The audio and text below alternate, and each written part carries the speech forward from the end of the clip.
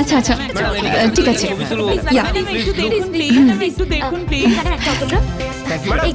Thank you হ্যাঁ রবি রবি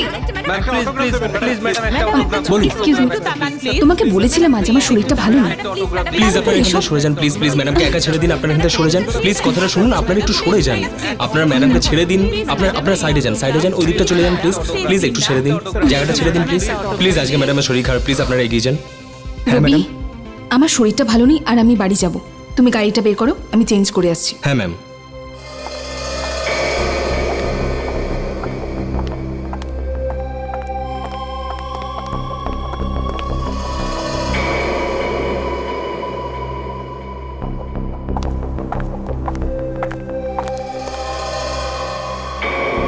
কে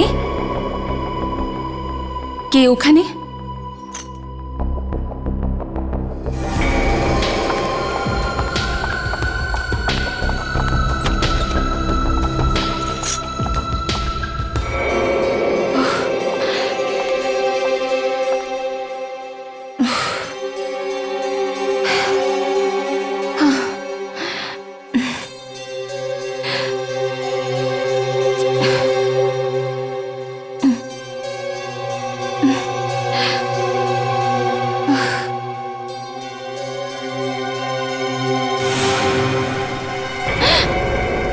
রক্ত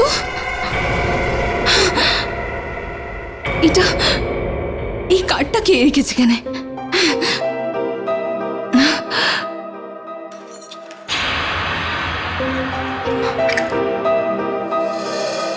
যদি আমি তোমার জন্য রক্ত দিয়ে লিখতে পারি তাহলে তোমাকে খুনও করতে পারি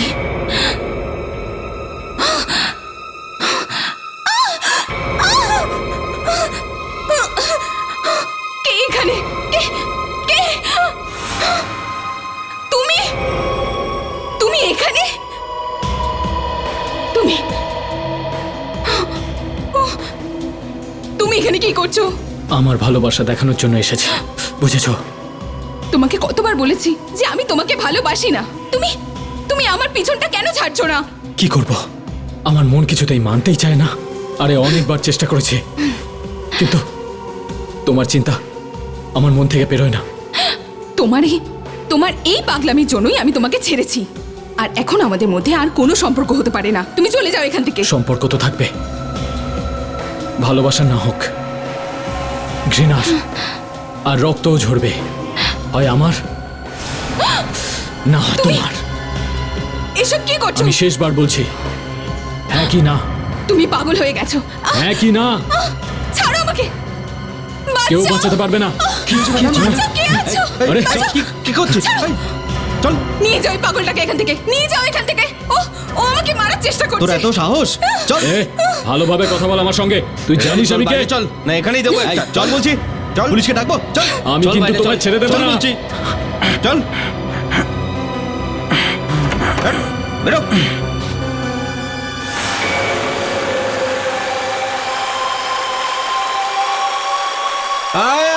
এক মিনিট স্যার এক মিনিট স্যার এক মিনিট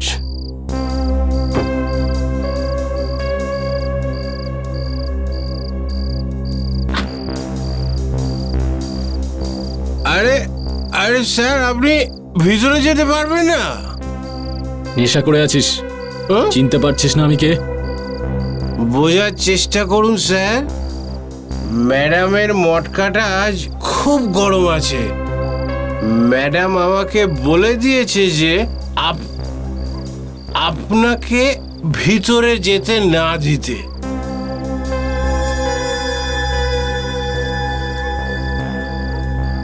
চল হ্যাঁ এটা রাখ।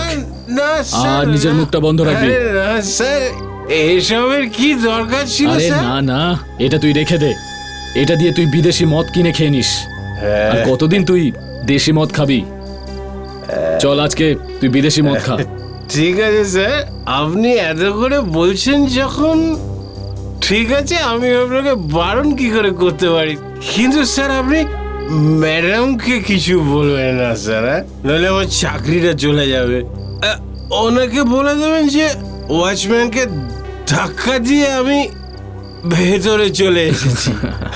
তুই তো খুব শিয়ানা আছিস, অনেক দূর যাবি।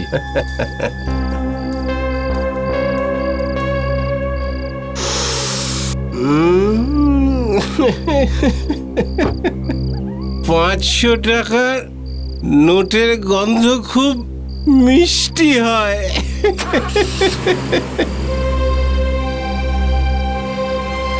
আরে সালাম স্যার, মনে রাখবেন, ভুলে যাবেন না, ভুলে যাবেন না স্যার। জানি না কি করে এই লোকটার থেকে বাঁচবো। আর ও যদি আমাকে সত্যি ছুরি মেরে দিত তাহলে।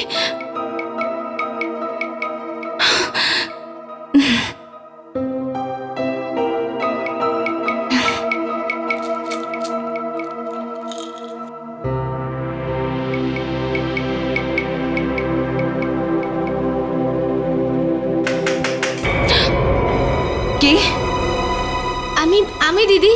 ও, তুই এসেছিস? বল কি হয়েছে, ভিতরে এসে বল। হ্যাঁ বল কি হয়েছে। দিদি, ওই বিরাজবাবু আপনার সঙ্গে দেখা করতে এসেছেন। কি? বিরাজ? হে ভগবান, এই লোকটা এখানেও চলে এসেছে। তুই কেন ওকে আসতে দিলি ভিতরে? আসলে দিদি, উনি তো বলছিলেন উনি আগেও আসতেন। ও পাগল হয়ে গেছে। আর আমি বারণ করে দিয়েছিলাম ওয়াচম্যানকে যে ওকে যেন গেটের ভিতরে না ঢুকতে দেয়। কি করব? তুই একটা কাজ কর, ওকে নিচে গিয়ে বল যে ম্যাডাম ঘুমিয়ে পড়েছেন, ম্যাডামের শরীরটা ভালো নেই। যা শিগগিরই যা। মধু, বিরাজ, আমি জানতাম তুমি এত তাড়াতাড়ি ঘুমোবে না, আর তোমাকে ঘুমন্ত অবস্থায় দেখতে আরো সুন্দর লাগে। বিরাজ তুমি প্লিজ এখান থেকে চলে যাও। মধু, তুমি আমাকে ভয় পাচ্ছ? আমাকে? দেখো মধু, আমি তোমার ক্ষতি করতে আসিনি।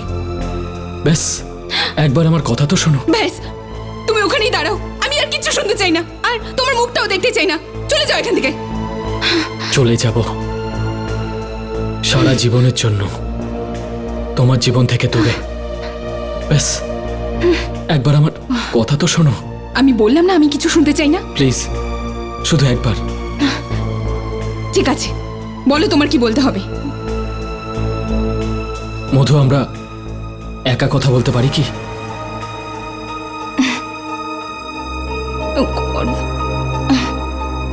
সুধা, হ্যাঁ তুই যা। আচ্ছা দিদি।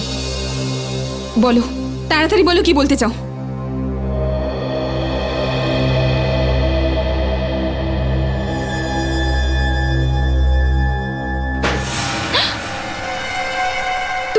তুমি দরজাটা কেন বন্ধ করলে? এটা কি করছো তুমি? আমি কিন্তু বলছি আমার কাছে আসবে না। আমি বলেছি না আমার কাছে আসবে না। আমার কাছে আসবে না। ওকে, থ্যাঙ্কস। ইয়া,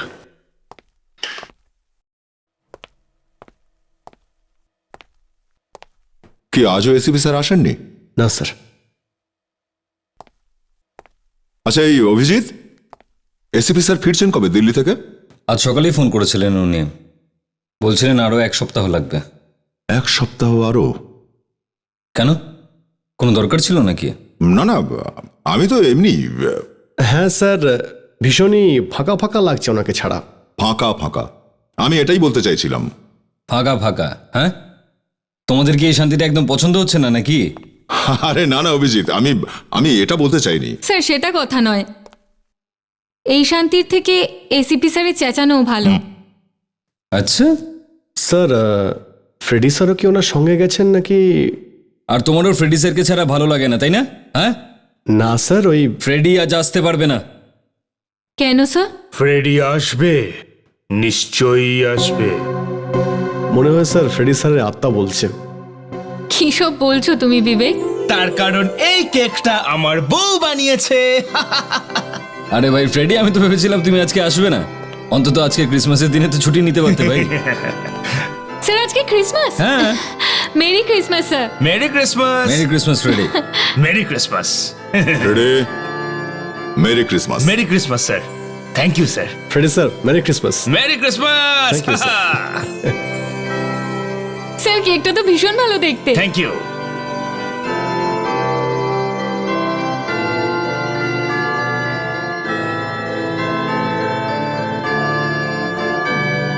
ফ্রেডি, দেখো ক্রিসমাসের কেক তো এসে গেছে, এখন তুমি আসতে পারো, ছুটি নিয়ে নাও।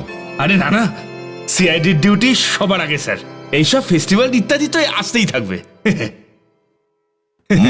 বাহ, দারুণ কেক। হ্যাঁ, সত্যি Thank you, স্যার sir. ভালো। স্পেশালি আপনাদের জন্যই বানিয়েছে এটা আমার বউ। খুব ভালো, খুব ভালো। আপনাদের সকলকে এরকম আনন্দ সহকারে কেক খেতে দেখলে আমার বউ খুব খুশি হবে। ফোনটা তোলো না ভাই প্লিজ।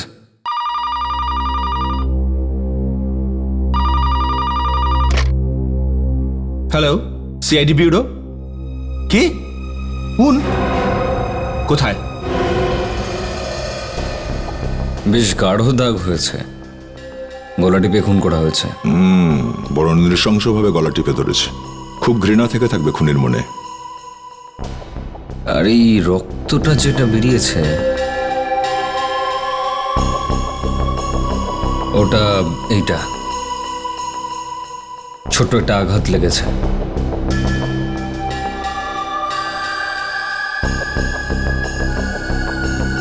এটা দেখো, খুব গভীর দাগ নয়, বোধহয় গলা টেপার জন্যই মৃত্যু হয়েছে। মানে খুনি যখন ওর গলা টিপছিল তখন ওর মাথা আশেপাশে দেওয়ালে কোথাও লেগেছিল। এই যে, এই দেখো, এখানে রক্ত, এখানে মাথা ঠুকেছে, এর মুখ এইদিকে ছিল। তাহলে তার মানে খুনি এখানে দাঁড়িয়েছিল। এর হাইট 5 ফুট 4-5 ইঞ্চি হবে, তাই না? খুনের হাইট তার মানে 5 ফুট 9 বা 10 হওয়া উচিত। দিদির এই খুনটা নিশ্চয়ই ওই বিরাজ বাবুই করেছেন। উনি তো এখানে এসেছিলেন। ওই ফিল্ম স্টার বিরাজ কুমার। হ্যাঁ, ওই। কিন্তু উনি তো তোমার ম্যাডামের বয়ফ্রেন্ড ছিল, তাহলে কেন মারবে? বেশি কিছু তো আমি জানি না, কিন্তু দিদির কথা শুনে মনে হচ্ছিল যে দিদি ওনাকে খুব একটা পছন্দ করেন না। আচ্ছা, এটা বলো যে মধুমতির লাশ তুমি প্রথমবার কখন দেখলে? যখন আমি দিদির জন্য দুধ নিয়ে এসেছিলাম। বিরাজ এখান থেকে ফিরে যাওয়ার পর। আগে হ্যাঁ। তাহলে বিরাজ যখন তোমার ম্যাডামকে এই ঘরে মারছিল তখন ঘরের বাইরে তুমি তোমার ম্যাডামের চিৎকার চেঁচামেচির আওয়াজ পাও? ক্লান্ত ছিলাম আমি, কিছুক্ষণের জন্য চোখ লেগে গেছিল। তারপর ঘুম ভাঙতেই দিদির জন্য আমি দুধ নিয়ে আসি, আর তারপর আমি এই লাশটা দেখি এখানে। কাহিনীটা ভালোই। যেই তুমি ঘর থেকে বাইরে বেরোলে সঙ্গে সঙ্গে চোখ জুড়ে এলো। হ্যাঁ, তোমার মালকে নিশ্চয়ই ঘরের মধ্যে চিৎকার চেঁচামেচি করেছিল, কিন্তু তোমার কানে একটুও শব্দ পৌঁছয়নি, কি তাই না? দেখো, সত্যি করে বলো, কোথাও তোমার হাত নেই তো এই খুনের মধ্যে? আমাকে কেন ভাসাচ্ছেন সাহেব? যদি ধরতেই হয় তো ওই ওয়াচম্যানটাকে ধরুন না, যে দিদির বারণ করা সত্ত্বেও ওই বিরাজ কুমারকে বাড়ির ভেতরে ঢুকতে দিয়েছিল। কোথায় আছে এই চন্দু ওয়াচম্যান? এখানেই তো ছিল, হয়তো বাইরে গেছে এখন।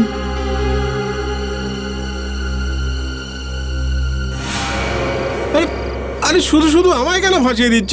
মধুমতি বারণ করেছিল না তোকে, বিরাজ যাতে ভেতরে ঢুকতে না পারে? হ্যাঁ, না তো। হ্যাঁ সাহেব, বারণ করেছিল, তাও ওনাকে ভেতরে যেতে দিয়েছে। কিরে, করেছিল না বারণ? কে? স্যার ও হাতাহাতি করেছিল স্যার, ধাক্কাও দিয়েছিল স্যার আমাকে। হাতাহাতি করেছিল, তবুও তুই যেতে দিলি, আটকালি না ওকে? আমরা তো গরিব মানুষ স্যার, বড় লোকেদের কিভাবে আটকাবো স্যার? গরিব লোক, ঠিক আছে, গরিব লোককে পরে দেখছি, আগে এই বড় লোককে একবার মেপে আসি।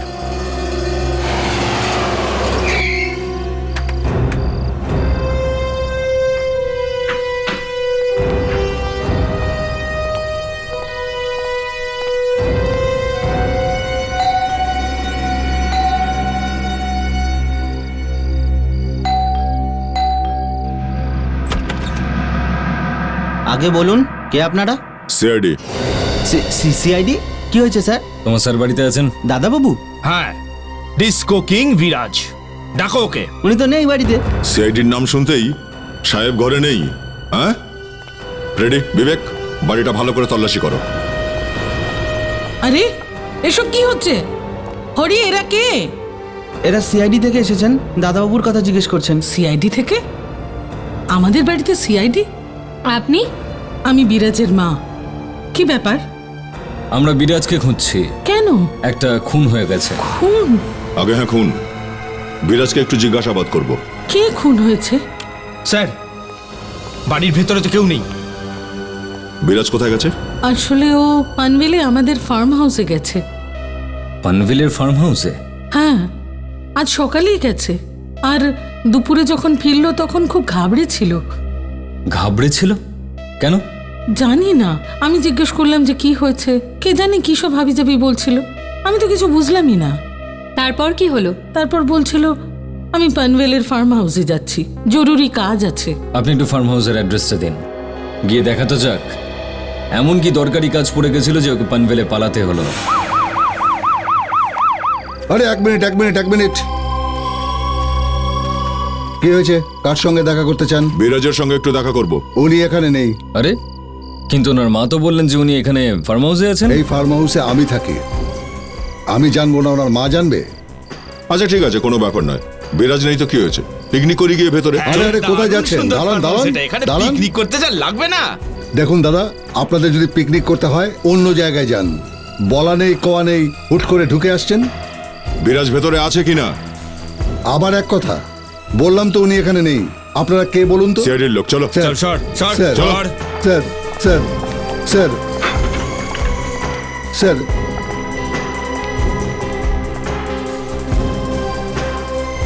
স্যার, স্যার, স্যার, শুনুন স্যার, এখানে যাবেন না স্যার, এটা সাহেবের ঘর। আপনি ওখানে যাবেন না স্যার। বিরাজ স্যারের ঘর? স্যার আমার চাকরি চলে যাবে স্যার। এক মিনিট সরে যাও। স্যার দাঁড়ান, স্যার দাঁড়ান।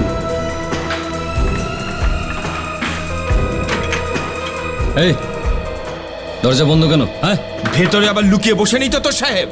তুমি তো বলছিলে তোমার স্যার বাড়িতে নেই। সাহেব বলেছিলেন যেই আসুক না কেন ভেতরে আসতে না দিতে। বিরাজ, বিরাজ দরজা খোলো। স্যার, বাকি ঘরগুলো কেউ নেই স্যার। বললাম তো সাহেব ভেতরে ঘুমোচ্ছে। মধুমতিকে চিরদিনের জন্য ঘুম পাড়িয়ে নিজে এখন নাকটাকে ঘুমাচ্ছে। বিরাজ খুলবে না, ভেঙে দাও দরজা।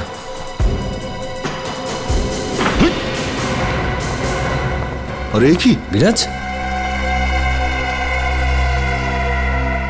এ তো মারা গেছে। মাই গড, এর তো হাতে মাথায় চোট লেগেছে। সাহেবের কি হয়েছে? তোমার সাহেবের যা হবার তা হয়ে গেছে। সাহেব মারা গেছে তোমার। আমরা তো এখানে ওকে ধরতে এসেছিলাম, কিন্তু আমরা এখানে আসার আগেই কে যেন ওকে মেরে ফেলেছে।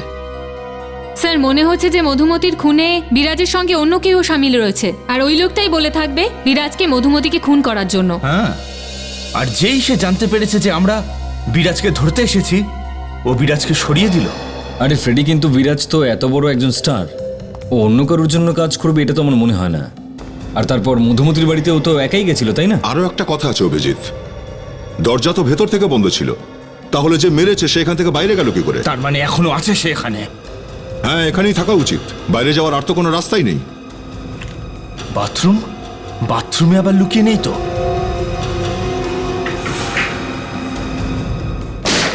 বাপরে, ফ্রেডি কি হলো? ভুল করে ফায়ার করে ফেলেছি স্যার। স্যার, ভেতরেও কেউ নেই।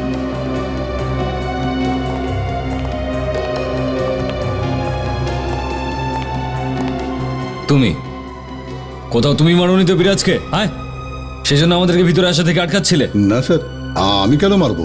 আমি ওনার নুন খেয়েছি স্যার। নুন খুব সস্তায় পাওয়া যায় আজকাল। কেন মারলে তুমি? হ্যাঁ, না স্যার, আমি মারিনি, আমি তো বাইরে ছিলাম। জানি না এর মধ্যে ঢুকে কে মার্ডার করে দিল। এ তো বড় বিশ্বস্ত ওয়াচম্যান, বাড়ির ভেতরে কেউ মালিককে মেরে চলে গেল, আর এ বাইরে বসে নাক ডাকছিল। তোমার সঙ্গে পরে কথা বলবো। এই লাশটাকে এক্ষুনি ফরেন্সিক ল্যাবে নিয়ে যাও। কি ভাই, একটা লাশের খুনি এখনো ধরা যায়নি, আর তোমরা দ্বিতীয় লাশটা এখানে এনে ফেলে দিলে। আর তাহলে কি করবো ডক্টর সালুকে? খুন যে করেছে সেই যদি মরে যায় তাহলে তার লাশটাকে রাস্তায় ফেলে দেবো আমরা? তাকে কে মেরেছে সেটাও তো খুঁজতে হবে না আমাদের? মধুমতির খুন করেছিল এই বিরাজ কুমার। এই লোকটা করেছে? আগে হ্যাঁ, এবার একে কে মেরেছে তাকে খুঁজতে হবে। না না না না অভিজিৎ, আমার মনে হয় তুমি ভুল রাস্তায় চলেছ। আরে কেন আমি নেশা করি নাকি? এটা আবার কে বললো? নাকি আমার কোনো বদ অভ্যেস আছে? না ভাই। আরে তাহলে তাহলে আমি ভুলটাকে কি করে যাচ্ছি? মানে এই লোকটি মধুমতিকে খুন করেইনি। কি? মানে এই মধুমতিকে মারেনি? না। আর দ্বিতীয় কথা হচ্ছে বস, এই লোকটির খুনিকে তোমরা ধরতেই পারবে না। এটা কি কোনোভাবে সম্ভব? একবার সিআইডি যদি পেছনে লেগে যায়, আপনার কি মনে হয় ডাক্তার, সে বাঁচতে পারবে? ও লোকানোর দরকারই নেই বস। কেন? কারণ এই লোকটি খুন হয়নি, এ তো হার্ট অ্যাটাকে মারা গেছে ভাই। কি? তাহলে এর মাথায় চোটের চিহ্নটা কিসের? বস, যখন এই লোকটার হার্ট অ্যাটাক হয়েছিল কষ্ট পাচ্ছিল, ছটফট করছিল, আর ওই ছটফটের কারণে মাটিতে পড়ে গেছে, আর পড়ার জন্য মাথায় চোট লেগেছে। আর হাতে যে আঘাত রয়েছে সেটা? ওর হাতের আঘাত থেকে আমরা কিছু পেয়েছি। পাওয়া গেছে? কি কি পাওয়া গেছে সারিকা ম্যাডাম? কি পাওয়া গেছে? এই দেখুন। কাঁচের টুকরো? হ্যাঁ অভিজিৎ, যখন বিরাজের হার্ট অ্যাটাক হচ্ছিল ঠিক সেই সময় ওর হাতটা গিয়ে কোনো কাঁচের গ্লাস বা বটলের সঙ্গে ধাক্কা খায়, সেই কারণেই আঘাতটা হয়েছে। এই দেখুন। ভালোই হলো স্যার, এইখানেই কেস শেষ। মধুমতির খুন বিরাজ করেছে, আর বিরাজ মারা গেছে হার্ট অ্যাটাকে। আমার গল্প ফুরোলো, নোটে গাছটি মুড়ো। এক মিনিট বস, আমি তোমাদের বলেছিলাম না যে এই লোকটি মধুমতিকে খুন করেনি? আরে হ্যাঁ, এই ব্যাপারটা তো জানাই গেল না।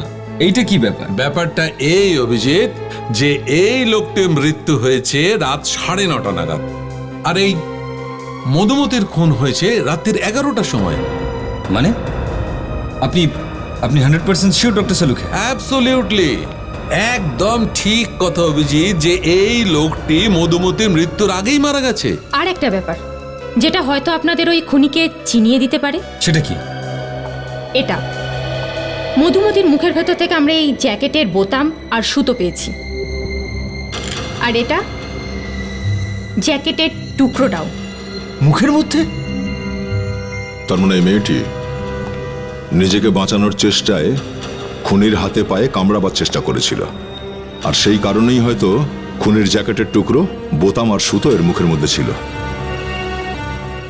স্যার একটা ব্যাপার বুঝতে পারছি না, যদি বিরাজের মৃত্যু 9:30টার সময় হয়ে থাকে আর মধুমতি 11টার সময়, তাহলে আগেই মরে যাওয়া বিরাজ ওকে মারলো কি করে?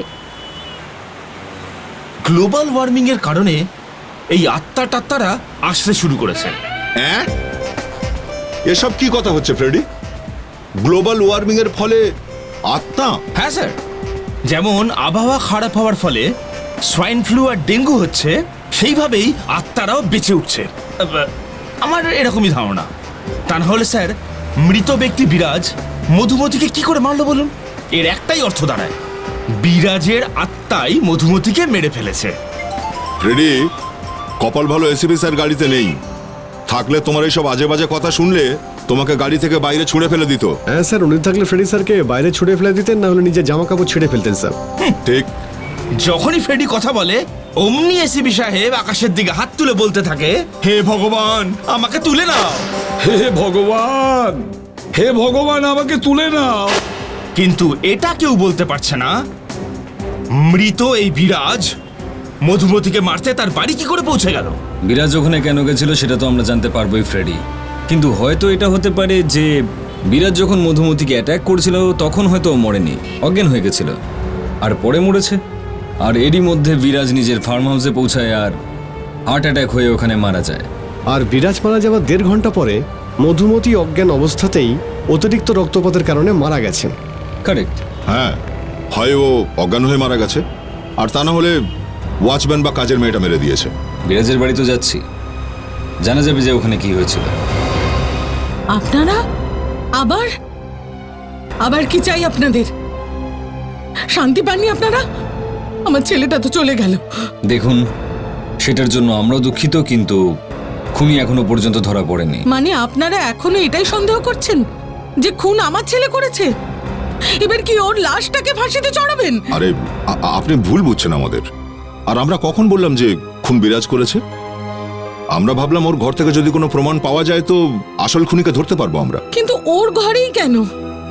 মানে এখনো আপনাদের সন্দেহ দূর হয়নি, তাহলে যান, আপনাদের মনের ইচ্ছা পূর্ণ করে নিন। এটা করলেই যদি আমার ছেলের মাথা থেকে খুনি অপবাদটা দূর হয় তবে তাই করুন। তো আমরা বিরাজের ঘরটা দেখতে পারি?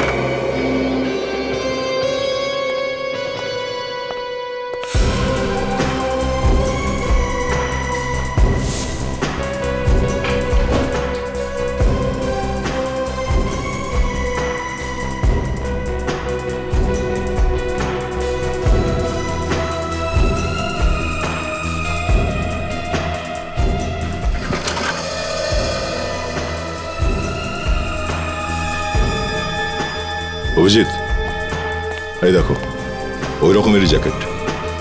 মধুমতির মুখের ভেতর থেকে আমরা এই জ্যাকেটের বোতাম আর সুতো পেয়েছি। বোতামটা দেখো একটু।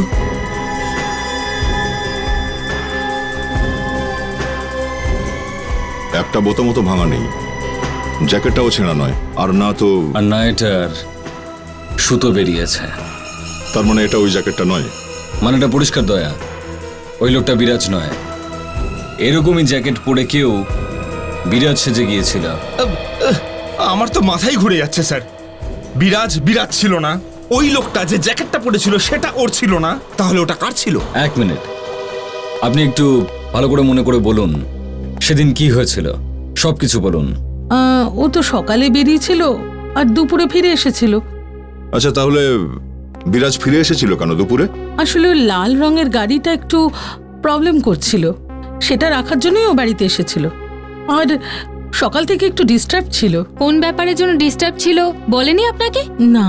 আচ্ছা, তারপর কি হলো? তারপর ও ওর সাদা গাড়িটা নিয়ে ফার্ম হাউসে চলে গেল। বলছিল একটা জরুরি কাজ আছে আর রাতে ওখানেই থাকবে। আচ্ছা, এর মাঝে আর কিছু হয়নি বিরাজ যাবার পরে? মানে কেউ কি দেখা করতে এসেছিল বা কেউ ওর ব্যাপারে জিজ্ঞেস করছিল? হ্যাঁ, ওই ড্রাইভার এসেছিল লাল রঙের গাড়িটা চাবি নেওয়ার জন্য। ড্রাইভার লাল রঙের গাড়ির চাবিটা নিতে? হ্যাঁ, ওই গাড়িটা খারাপ হয়ে গেছিল তো, সেটাকে রিপেয়ারিং এ দেওয়ার জন্য।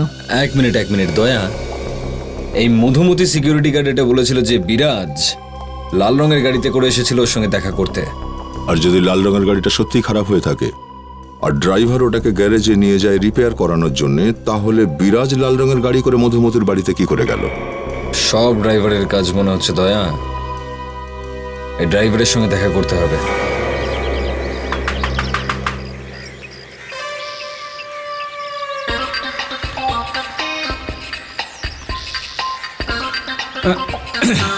কি ব্যাপার? হ্যাঁ, কি হলো ফ্রেডি? এত অস্থির হচ্ছে কেন? ভয় পাচ্ছ ড্রাইভারটাকে? দরজাটা ভেঙে দিন স্যার। ঘুমোচ্ছে হয়তো বেচারা, 2-1 মিনিট ওয়েট করো না। আর দাঁড়াতে পারছি না। কেন দাঁড়াতে পারবে না? হ্যাঁ, দয়ার দরজা ভাঙা তো ওর খুব পছন্দ নাকি? স্যার প্লিজ স্যার, তাড়া আছে স্যার, খুব তাড়া আছে স্যার। বিষয়টা বোঝার চেষ্টা করুন স্যার, এমার্জেন্সি আছে, দরজাটা ভেঙে ফেলুন। ডান্স করো না, বুঝলে? ডান্স করো না। এটা ডান্স নয় স্যার। স্যার দরজা। মনে হচ্ছে স্যার ফ্রেডি স্যার দরজা নিয়ে একটা দুঃখের গান লিখেছেন। বাহ, দারুণ ব্যাপার তো ফ্রেডি স্যার, গানের সুরটা তো ভীষণই সুন্দর। স্যার আর দাঁড়াতে পারছি না স্যার, দরজাটা ভেঙে দিন স্যার, ফেটে যাবে। ফ্রেডি, আজকে আমি ভাবছিলাম যে দরজা ভাঙবো না। আরে কি বলছেন স্যার? আমি আপনার পা ধরছি স্যার। স্যার এই শেষ দরজা আপনি ভেঙে ফেলুন স্যার। স্যার ঈশ্বর আপনার মঙ্গল করবেন স্যার। আরে ভেঙে দে ভাই, নাহলে এখানেই না করে দেয়।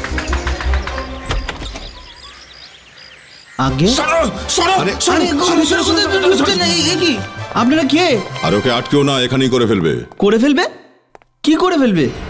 বিরাজের লাল রঙের গাড়িটা তুমি নিয়ে গেছিলে না? স্যারের লাল রঙের গাড়িটা? হ্যাঁ, কোন গ্যারেজে নিয়ে গিয়েছিলে? কেন? এখানে বলবি নাকি সিআইডি ব্যুরোতে গিয়ে বলবি? সিআইডি? হ্যাঁ সিআইডি। কোন গ্যারেজে নিয়ে গেছিলিস? আয়। আগে ওটা ওই গ্যারেজে নিয়ে গেছিলাম। পেয়েছি। কি পেয়েছেন স্যার? আরাম। গাড়িটার সমস্যা কি ছিল? কার্বোরেটরে প্রবলেম হয়েছিল স্যার। আচ্ছা, এই গাড়িটা ফেরত কখন নিয়ে এসেছিলে বাড়িতে? পরের দিন। পরের দিন? ওটা রাতে কেন নিয়ে যাওনি? ওই রাতে গাড়ির কাজ করাতে করাতে অনেক দেরি হয়ে গেছিল স্যার, এই জন্যে। আচ্ছা ঠিক আছে, আমাদেরও একবার নিয়ে চলো দেখি তোমরা এই গ্যারেজে। নাও চলো। এখানে নিয়ে এসেছিলিস গাড়িটা? হ্যাঁ স্যার।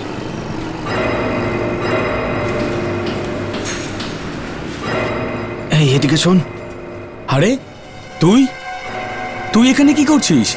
আমি তোকে বলেছিলাম না। আরে ওদের সাথে কথা বল, সিআইডি থেকে এসেছে। কাল যে গাড়িটা আমি নিয়ে এসেছিলাম না, সেটার ব্যাপারে বল, নইলে এরা মেরে আমার হাড় গুড়িয়ে দেবে। ঠিক আছে ঠিক আছে, বাকিটা আমরাই জিজ্ঞাসা করছি। কিরে, তোর শরীর কেমন আছে? শুনলাম তোর সর্দি হয়েছিল নাকি? আমার? হ্যাঁ হ্যাঁ, তোরই। এই লোকটা তোর এখানে কার নিয়ে এসেছিল রিপেয়ারিং এর জন্য? হ্যাঁ স্যার। কি রঙের কার ছিল? স্যার সাদা। কি সাদা রঙের? এ তো বলছিল যে লাল রঙের গাড়ি ছিল। ও মিথ্যে কথা বলছে স্যার, লাল রঙের গাড়ি ছিল। সাদা রঙের কেন বলছিস? পাগল হয়ে গেছিস নাকি? হ্যাঁ স্যার, মনে পড়েছে, লাল রঙের ছিল। Sorry sir. চলো, ভালো কথা, মনে তো পড়লো। কখন নিয়ে এসেছিল গাড়িটা? কাল বিকেলে। আরে এ বলছে দুপুরে নিয়ে এসেছিল, আর তুই বলছিস বিকেলে? হ্যাঁ হ্যাঁ, ওটাই স্যার, 4টের সময়। দুপুর আর বিকেলের মাঝামাঝি সময় স্যার। আরে এ হচ্ছেটা কি? হ্যাঁ, কি গন্ডগোল ছিল কারটায়? কনভেয়ার বেল্ট ভেঙে গেছিল। আমি তোকে বলিনি, আমি একে জিজ্ঞাসা করেছি। হ্যাঁ, তুমি তো বলছিলে যে কার্বোরেটরে নোংরা ছিল। কি? হ্যাঁ হ্যাঁ, ওই দুটোই প্রবলেম ছিল। বেল্টও ছিঁড়ে গেছিল আর কার্বোরেটরেও প্রবলেম ছিল। হ্যাঁ হ্যাঁ হ্যাঁ স্যার। আচ্ছা, দুটো প্রবলেমই ছিল, তাহলে তো অদ্ভুত ব্যাপার। বিলটা দেখো একটু। বিল তো নেই স্যার। আর গেট পাসও বানাওনি নিশ্চয়ই? না স্যার। বেল্ট খারাপ, কার্বোরেটরে নোংরা, আর কি কি খারাপ ছিল কারটার? আর কি খারাপ ছিল? এর কম্পিউটার তো গেল খারাপ হয়ে। হ্যাঁ, এবার দেখো সব উত্তর দেবে। কি হলো রে, মনে পড়েছে সব? আমি সত্যি বলছি স্যার, সত্যি বলছি, আমি কোনো ভুল করিনি। আমাকে ফাঁসিয়েছে স্যার। পালাচ্ছিস কোথায়? দাঁড়া, পালাচ্ছিস? আর কি কি খারাপ হয়েছিল সেটা তো বলে যা। আমাকে ক্ষমা করে দিন স্যার, আমাকে ক্ষমা করে দিন। এই টাকার লোভে আমি অন্ধ হয়ে গেছিলাম, আর আমি বিরাজ স্যারের ওই লাল রঙের গাড়িটা 1 ঘন্টার জন্য ভাড়া দিয়েছিলাম। মালিকের গাড়ি ভাড়ায় দিয়ে দিলি তুই? হ্যাঁ স্যার, 1 ঘন্টায় লোকটা আমায় 10,000 টাকা দিয়েছিল। কি 1 ঘন্টার জন্য 10,000 টাকা? আর তাও গাড়ির জন্য? স্যার, হয়তো এই লোকটা খুব বড় লোক হবে, নয়তো একটা সরি। কে সেই লোকটা যাকে তুমি গাড়িটা ভাড়ায় দিয়েছিলে? বাব্বার নাম ছিল ওর। ওকে আমি বলেছিলাম আমি অন্য একটা গাড়ি দিয়ে দিচ্ছি, কিন্তু ও জেদ ধরলো। ও বলল যে আমার স্যারের লাল রঙের গাড়িটাই চাই। ওই গাড়িটাই কেন চেয়েছিল জিজ্ঞাসা করনি? জিজ্ঞেস তো করেছিলাম। ও বলল যে ওর গার্লফ্রেন্ডের এরকম ধরনের গাড়ি খুব পছন্দ, আর এটা নিয়ে ও লং ড্রাইভে যেতে চায়। স্যার, ওই জ্যাকেটের যে বোতামটা পাওয়া গিয়েছিল না, ওটা কোনো আসল ব্র্যান্ডের নয় স্যার। তার মানে স্যার এই জ্যাকেটটা নকল, ডুপ্লিকেট। আর এই ধরনের জ্যাকেট স্যার ফুটপাতে সস্তায় পাওয়া যায় স্যার।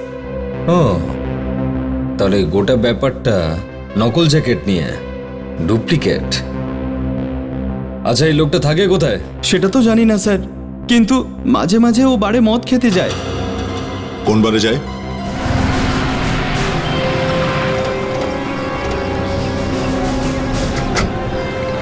স্যার, এই বারটা যেখানে আমার সঙ্গে বাব্বানের দেখা হয়েছিল। মিথ্যে বলছিস না তো? স্যার, আমি মিথ্যে কথা কেন বলবো? রোজ এখানে ও আসে আর 1 বোতল করে মদ খায়। ঠিক আছে, খানিকক্ষণ অপেক্ষা করা যাক, চলো।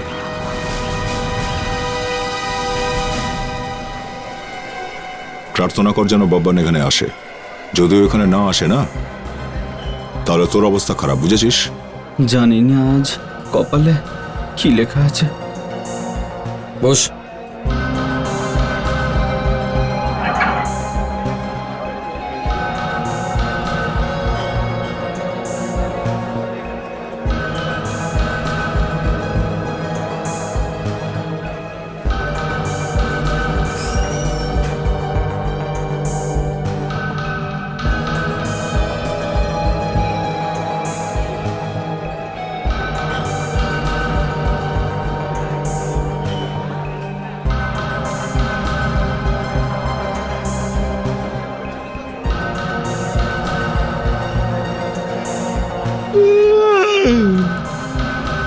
আরে ভাই ফ্রেডি যা করার দেওয়ালের দিকে মুখ করে করো।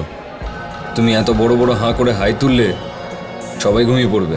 2 ঘন্টা হয়ে গেল স্যার, কোনো বব্বান ছব্বান কেউ আসবে না। কখন আসবে বব্বান? জানি না স্যার, আজ কি হয়েছে?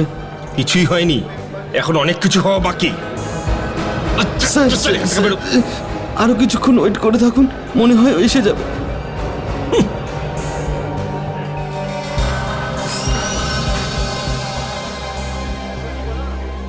আরে হ্যাঁ, জাগ্গু। কি খবর? স্যার এই জাগ্গু। জাগ্গু? কে জাগ্গু? বাব্বানের বন্ধু হয় স্যার। বাব্বানের বন্ধু? হ্যাঁ স্যার, এরা দুজন একসঙ্গে বসে মদ খায়।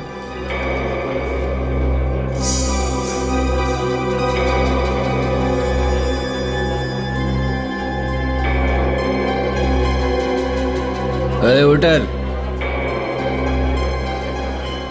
1 প্লেট পনির টিক্কা আর 1 বোতল বিয়ার নিয়ে আয় তাড়াতাড়ি। পনির টিক্কা একা একাই খাবি নাকি? খুব খেতে পেয়েছে? বব্বান আসার আগেই খেয়ে নিচ্ছিস তুই? হ্যাঁ, তোর বাবার পয়সায় খাচ্ছি নাকি? আমরা হলাম বরযাত্রী, বব্বানকে শ্বশুর বাড়ি নিয়ে যেতে এসেছি, বুঝেছিস? এই বরযাত্রী তো বরের ওখানে গিয়ে নাচো না, আমার মাথা কেন চিবাচ্ছ? আরে নাচবি তো তুই ওরে। হ্যাঁ, বাব্বান কোথায় আছে? গায়ের জোয়ারি নাকি? বলবো না। বলবি না তাহলে? না। সত্যি বলবি না? আরে বললাম না বলবো না। বিয়ার খাওয়ার নতুন কায়দা শেখাচ্ছি। বলছি স্যার, বাব্বান আজকে আসবে না স্যার।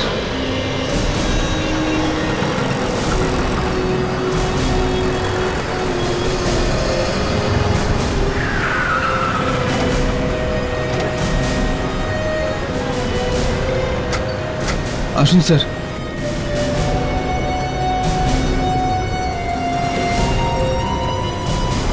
কোথায়? ওই দেখুন স্যার, ওই লজেই থাকে বাব্বান। লজে? ও কোনো বাড়িটারি নেই নাকি? আরে না স্যার, কিছু বছর ধরে এখানেই ভাড়ার ঘরে রয়েছে। আচ্ছা স্যার আমি তবে যাই। চল বেরো। আমার নাম বলবেন না স্যার। বেরো বেরো বেরো, চলো গিয়ে দেখি কে এই বব্বান। ম্যাডাম এই মুহূর্তে আমাদের কাছে কোনো রুম খালি নেই। হ্যাঁ ম্যাডাম। এত লোকজন? হ্যাঁ, কোনো ব্যাপার নেই। আপনারা কি সিঙ্গেল রুম চান নাকি ডবল বেডরুম? দেখুন আমাদের কাছে খুব বেশি রুম নেই। আমাদের তো সিঙ্গেল ঘরেরই দরকার। 1 মিনিট দেখুন, আমাদের কাছে সিঙ্গেল রুম, এই দেখুন এখানে নিজের নাম লিখুন, আর বাকি যারা রয়েছেন অন্য হোটেলে খোঁজ করুন। দাদা আপনি অন্যের নাম কেন দেখছেন? আপনি আপনার নাম লিখুন না। এই বাব্বান সিঙ্গেল রুমে থাকে না ডাবল রুমে? কোন বাব্বান? বাব্বান গত কয়েক বছর ধরে তোমার লজে ভাড়া থাকে, এখানেই বাড়ি বানিয়ে রেখেছো। বাব্বান। ও ও ও হ্যাঁ, ওই বাব্বান। আচ্ছা আচ্ছা, ও। আরে কাজের কথা বল, ডেকে পাঠা ওকে। কিন্তু আপনারা কারা? আমি বব্বানের কাকা, সিআইডি অফিসার ফ্রেডি। সিআইডি? কি ব্যাপার স্যার? কোনো খুনের ব্যাপার নয় তো? একদম, ব্যাপারটা খুনেরই। দেখুন স্যার, এতে আমার হোটেলের কোনো বদনাম হবে না তো? বদনাম হবে না যদি তুমি আমাদের সঙ্গ দাও। চুপচাপ বব্বানকে এখানে ডাকো, আর আমাদের ব্যাপারে কিছু বলবে না। স্যার এই মুহূর্তে ও রুমে নেই, ও একটু বাইরে গেছে। বাইরে গেছে? কোথায় গেছে? সেটা তো জানি না, বলেছে যে সন্ধেবেলা ফিরে আসবে। ঠিক আছে, বাব্বানের রুমটা দেখাও, আমরা ওর জন্যই অপেক্ষা করি ততক্ষণ ওখানে। ঠিক আছে। এই শোনো। হ্যাঁ স্যার। শোনো, স্যারকে বাব্বানের রুম দেখাও। ওকে, আসুন স্যার। রেডি বিবেক, তোমরা ম্যানেজারের সঙ্গে এখানে রিসেপশনেই থাকো, বাব্বান আসলেই আমাকে ফোন করে দেবে। আর এই যে ম্যানেজার বাবু, আগে স্যার, কোনো গন্ডগোল যেন না হয়, বাব্বান যেন বিন্দুমাত্র কিছু বুঝতে না পারে। ঠিক আছে স্যার। মনে রেখো ম্যানেজার বাবু, যদি বাব্বান হাত থেকে বেরিয়ে যায় তাহলে আমরা তোমাকেই ধরবো। চলো।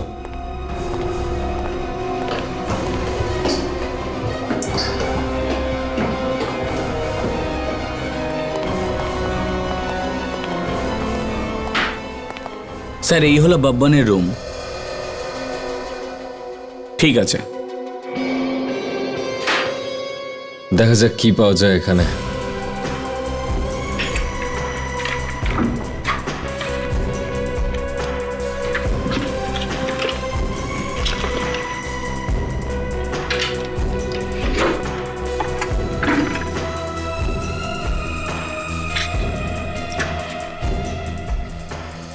আরে এই বিরাজের ফটোগ্রাফ বাব্বানের কাছে, শুটিংয়ের ছবি তো এগুলো।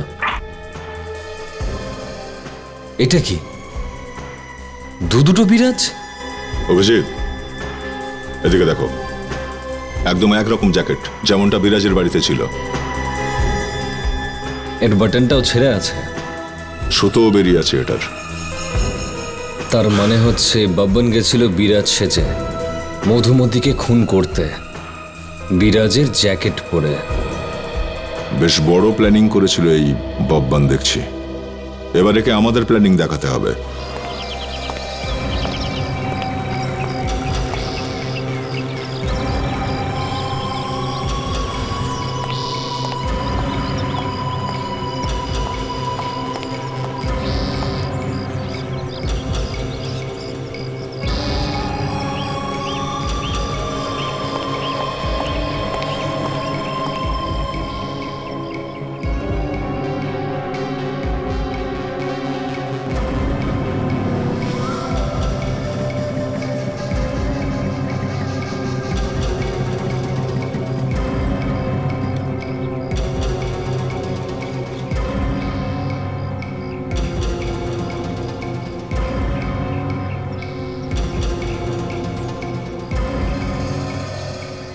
কি ম্যানেজার, কি খবর?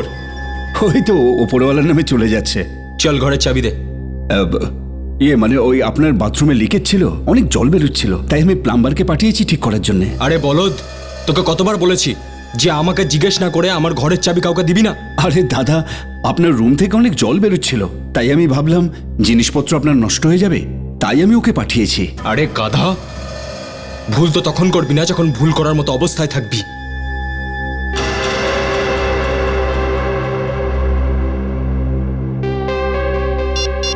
স্যার, বাব্বান রুমে যাচ্ছে, ওর মাথা একদম গরম আছে। ঠিক আছে। কি হলো, আসছে বাব্বান? ওকে।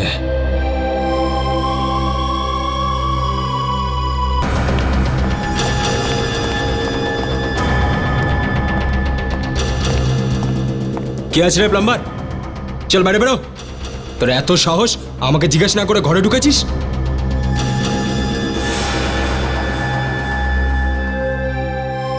আরে আমার কাপড় বাইরে বার করেছে, শালা তো ওকে তো আমি। আসলে জ্যাকেটটা দেখে ভালো লাগলো তো ভাবলাম যে পরে দেখে নি, কিন্তু গায়ে ফিট করলো না। তুই প্লাম্বার? দেখে তো পালোয়ান মনে হচ্ছে। তুই বাব্বান? দেখে তো হিরো মনে হচ্ছে। হ্যাঁ, কি নাম ওই হিরোটা? ডিস্কো কিং বিরাজ কুমার। বিরাজ কুমার? কে তোমরা? সিআইডি। সিআইডি?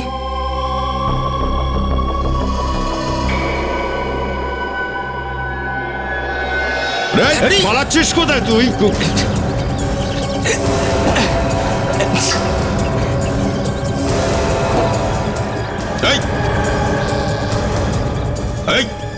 চলে যা এখান থেকে। দেখ, আমার পেছনে আসিস না, না হলে পুরো চাকু দিয়ে তোকে মেরে ফেলবো। ছুরি চালাবি তুই? হ্যাঁ মারবো। দেখা কেমন করে চালায় ছুরি, দেখা। এই শালা, দেখ আমার সঙ্গে পাঙ্গা নিস না। একটা খুন আগেই করে ফেলেছি, আর একটা খুন এখনই কর। আরে ডায়লগ না মেরে চালা না দেখি।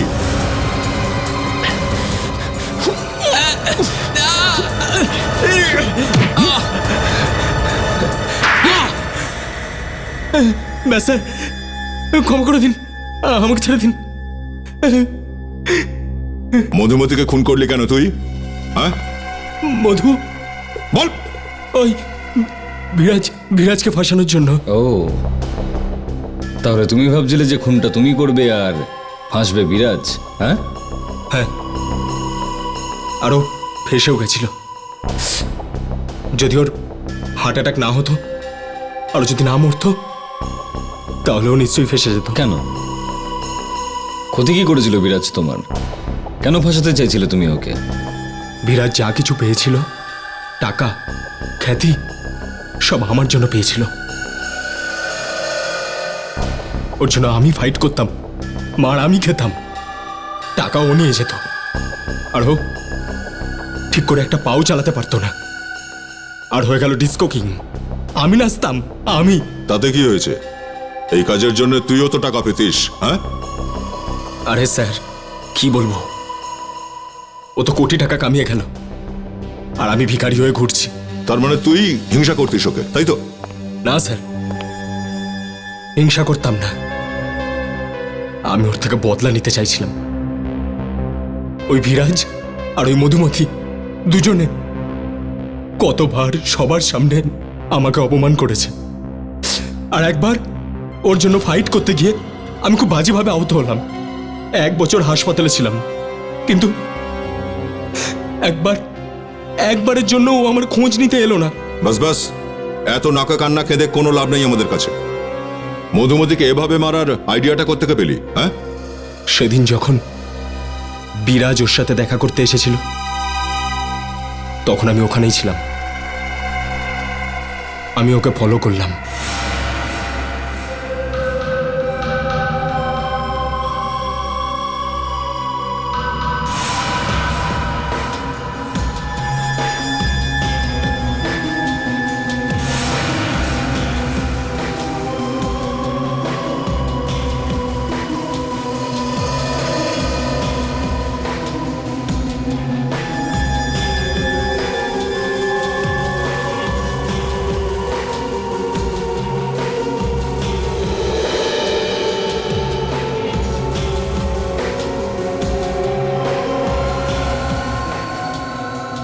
কিন্তু কেউ তোকে চিনতে পারলো না কেন? গার্ড মদের নেশায় বুথ ছিল, আর কাজের মেয়েটাও ছিল না। ও আমাকে আগে কোনোদিন দেখেনি। প্ল্যানটা তো খুব ভালোই করেছিলে, কিন্তু তোমার ব্যাড লাকটাই খারাপ। বেচারা বিরাজ সেই রাতেই হার্ট অ্যাটাক করে মারা গেল। আর তুই বাব্বান ফেসে গেলি। এবারে জেলে বসে বসে আরো প্ল্যান বানাস, ফাঁসি হওয়া পর্যন্ত সময়টা ভালো কেটে যাবে।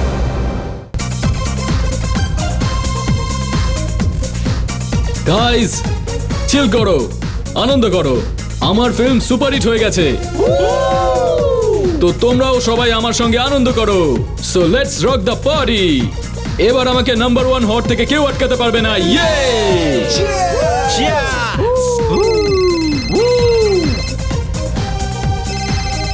Come on.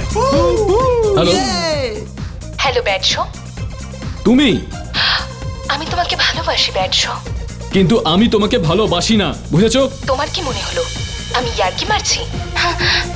এটা কি ধরনের মজা? এটা মজা নয়, এটাই বাস্তব। তুমি এসব কি জাদা বলছো? তুমি পাগল হয়ে গেছো, তুমি সত্যি পাগল হয়ে গেছো। হ্যাঁ, আমি পাগল হয়ে গেছি, তোমার ভালোবাসায় আমি পাগল হয়ে গেছি।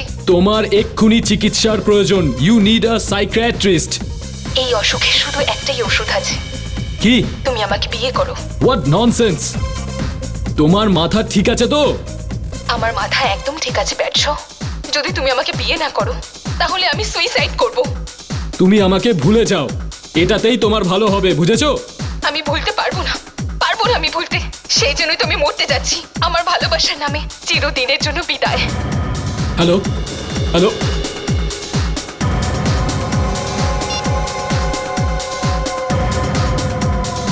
হোয়াটসঅ্যাপ ব্রো, কি হলো ভাই?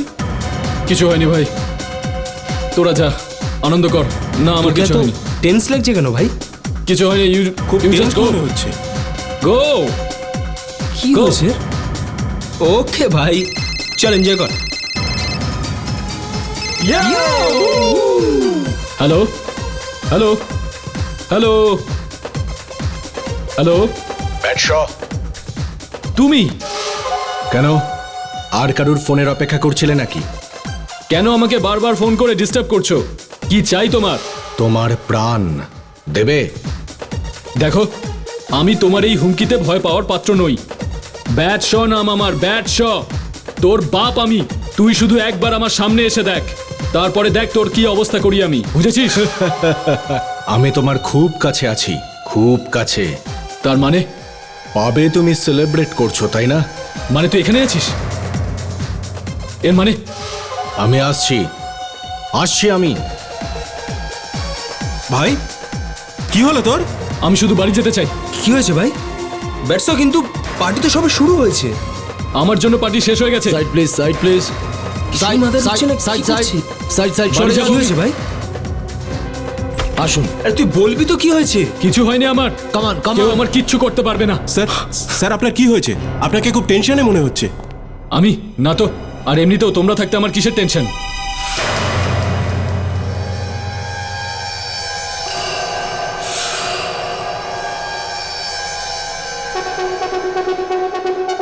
স্যার, রিসেন্টলি রিলিজ হওয়া আপনার এই ছবি সুপার হিট হয়েছে।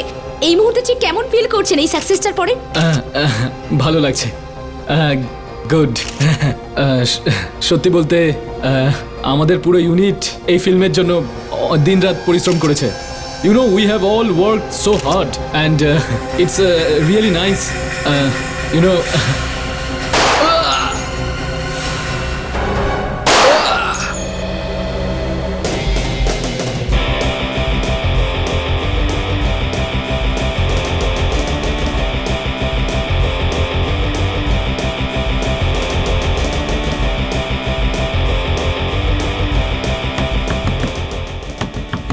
বাবা, কি হয়েছে? তুই কি গিটার বাজানোটা বন্ধ করতে পারবি না? এর আওয়াজে আশেপাশের লোকেরা চেঁচামেচি করছে। শুনেছি মা, ঠিক আছে মা।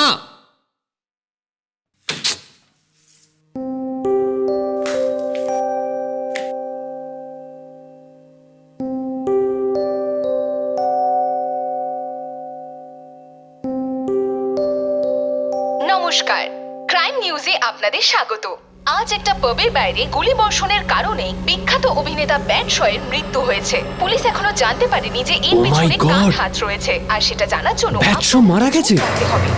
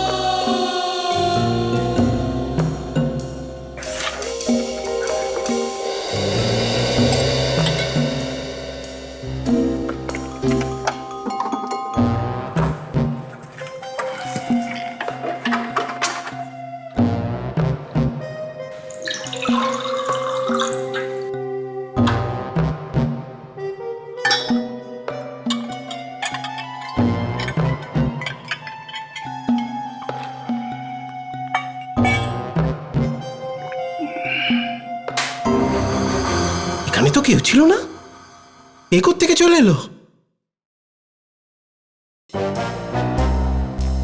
এর হাতে তো বন্দুক, এ তো আমার দিকে কি আসছে? আমায় মেরো না, আমায় মেরো না। এই আপনার সমস্ত জিনিস আমি রেখে দিচ্ছি। এই দেখুন, আপনার সব সব জিনিস আমি রেখে দিয়েছি। এই নিন।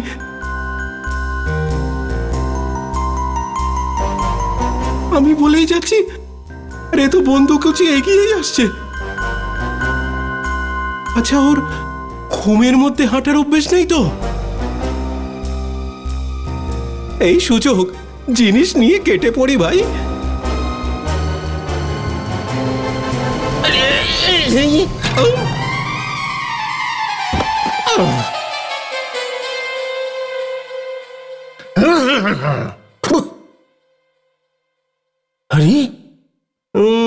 আমি এখানে এলাম কি করে? হ্যাঁ, আমি আবার ঘুমের মধ্যে হাঁটছিলাম না তো? আবার সেই রোগ। বন্দুক? আরে আমি আবার একে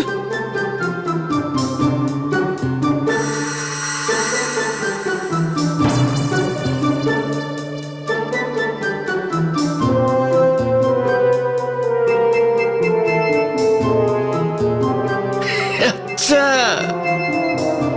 এইটা পড়েছে ওর উপর, আর আমি চুরি করতে এসেছিলি? এই আওয়াজটা কিসের? আরে এসব কি? আমি ব্যাটাকে জব্দ করেছি, চুরি করতে এসেছিল। আরে বাহ ফ্রেডি, বাহ, আপনি তো এই সোসাইটির হিরো হিরো। আমি একজন বাহাদুর সিআইডি অফিসার ছিলাম, আছি এবং সব সময় থাকবো। যদি আপনার ওয়াইফ এখানে থাকতো তাহলে কত খুশি হতো। আরে হ্যাঁ, আমি এখনই ওকে ফোন করছি। বউয়েরই ফোন। আরে SB sir, good night sir, good early morning. কোথায়? আচ্ছা আচ্ছা আচ্ছা, আমি এক্ষুনি আসছি। ওকে হঠাৎই কেউ একজন ফোন করে, ফোন আসার পরেই ও খুব টেনসড হয়ে পড়ে। তারপর ও যখনই ওর ফোনটা বন্ধ করলো তখনই মনে হলো কিছু একটা হয়েছে, খুব টেনসড লাগছিল। আর তারপরই ওর সব বডিগার্ডসদের নিয়ে তাড়াতাড়ি পাবের বাইরে বেরিয়ে যায়। দয়া, ফোন নিশ্চয়ই এই ছেলেটাই করেছিল।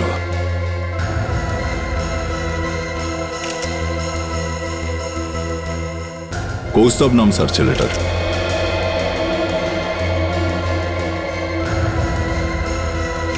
কৌস্তব? আচ্ছা, আর কিছু? স্যার এরও গুলি লেগেছে, আর এই গানটা পাওয়া গেছে স্যার এর বডির পাশ থেকে। এতগুলো গুলি চলেছে, কিন্তু কি কারণে হতে পারে?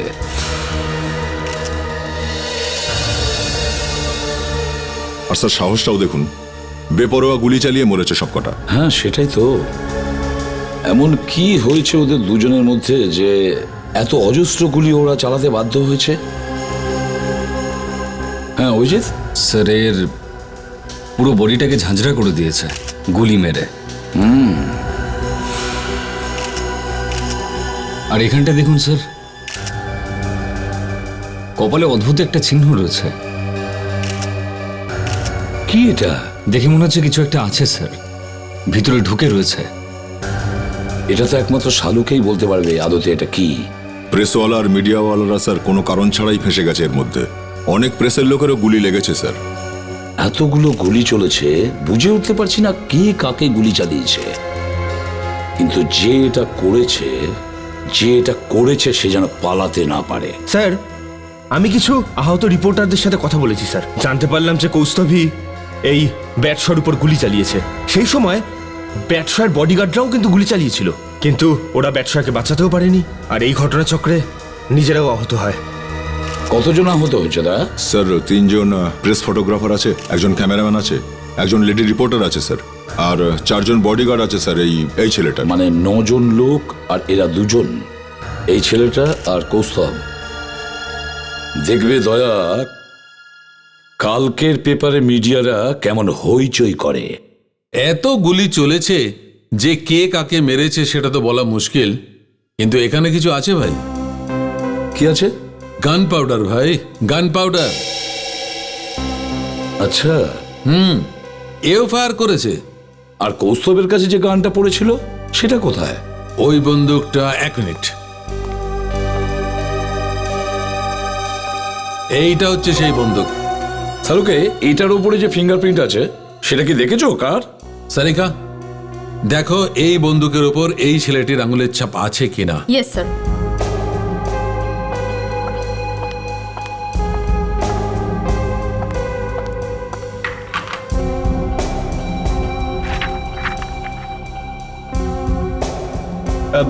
স্যার, একটা কথা আমার মাথায় ঢুকছে না। কোন কথা?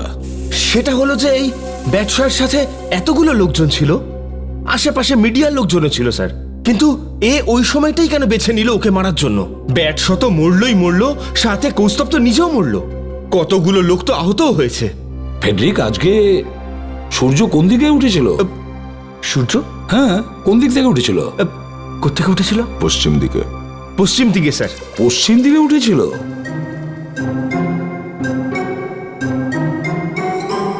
Sorry sir. তাই তো আমি বলছি, ফেডরিক এত দারুণ কথা বললো কিভাবে? ফেডরিক, তোমার প্রশ্ন সঠিক এবং ভালো বটেই, আর এই প্রশ্নের উত্তর আমিও খুঁজে বের করার চেষ্টা করছি যে কৌস্তব ওকে মারার জন্য ওই সময়টাই অ্যাটাক করার জন্য কেন বেছে নিল। স্যার, ম্যাচ হয়ে গেছে। এই গানটা কৌস্তবেরই ছিল। বস, এখানেও কিছু আছে। এই নাও। যেই ডক্টর সারিকে নতুন কিছু একটা খুঁজে বার করলেন, উনিও একটা জিনিস খুঁজে নিলেন। কি আছে দেখি? এ দেখো, এই মোটা মতো পিনটা ওর মাথার মধ্যে একদম ঢুকে গেছে।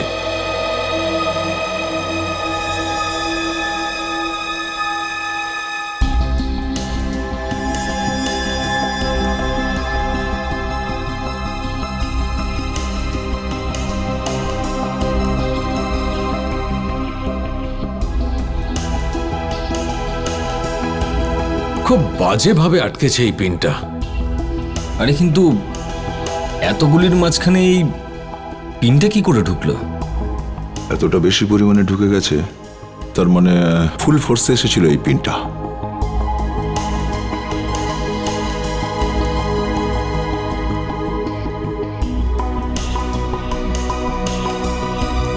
স্যার, কেউ যদি না হাসেন একটা কথা বলতে পারি? দুটো কথা বলো না ফ্রেডি, একটু জোরে হেসে নেই। স্যার, এমনও তো হতে পারে যে গুলিটা লাগার পর এই যখন পড়েছিল তখন এর মাথাটা মেঝেতে ঢুকে গেছিল, আর এই পিনটা মেঝেতে ছিল, যেটা ওর কপালে ফুটে যায়। সত্যি স্যার, আজ মনে হচ্ছে সূর্য পশ্চিমেই উঠেছিল। ফ্রেডি স্যার তো আজকে একের পর এক ছক্কা হাঁকিয়ে চলেছেন স্যার। হ্যাঁ স্যার, কিন্তু পড়ার সময় যদি পিনটা ভেতরে ঢুকে থাকে তাহলে ব্যথা তো নিশ্চয়ই পেয়ে থাকবে, চিৎকারও নিশ্চয়ই করে থাকবে। হ্যাঁ, নিশ্চয়ই চিৎকার করেছিল।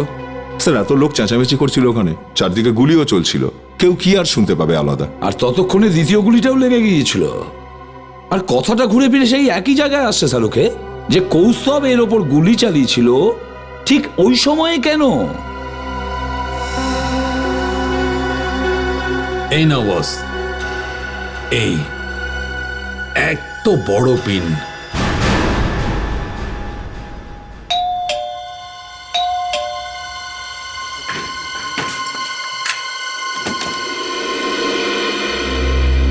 আপনারা কারা? আমরা সিআরডি থেকে। বুঝতে নিশ্চয়ই পারছো আমরা কেন এখানে এসেছি? না স্যার, আপনারা কেন এসেছেন? কৌস্তবের নাম শুনেছ? কৌস্তব? হ্যাঁ, ও আমার দাদা। জানি আমরা, সেই জন্যই তো আমরা এখানে এসেছি। আর কৌস্তব তোমার ভাই হয় না, ভাই ছিল। ছিল মানে? মানে এটাই যে ব্যাট শকে গুলি চালানোর সময় ওরও গুলি লাগে আর ওখানেই মারা যায়।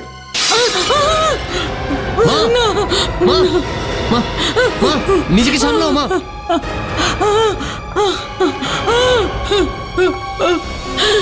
আমি আগে থেকেই জানতাম কোনো না কোনো দিন এমনটাই ঘটবে। আপনি কি জানতেন না কৌস্তব ব্যাটশকে কেন মারতে চেয়েছিল? আমার স্বামী অফিস থেকে ফিরছিলেন, কিন্তু ওর কপালটাই খারাপ ছিল। সামনে থেকে ব্যাটশ নেশায় বুঁদ হয়ে ওর গাড়িটাকে ফুল স্পিডে চালিয়ে নিয়ে আসছিল। অ্যাক্সিডেন্ট হয়ে গেল। ব্যাটশ তো বেঁচে গেল, আর আমার স্বামী তো মারা গেলেন। কোর্ট থেকেও ব্যাটশ ছাড়া পেয়ে গেল। আর দাদা এই কথাটা মেনে নিতে পারিনি,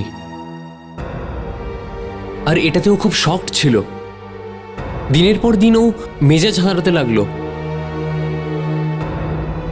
আরও বাজে পাল্লায় পড়ে গেল। বাজে পাল্লায় মানে?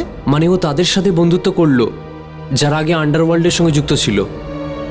স্যার, তাহলে ওই গান কৌস্তবকে এই লোকগুলোই দেয়নি তো? আমাদের এদের নাম চাই, কারা কারা আছে আর কোথায় থাকে।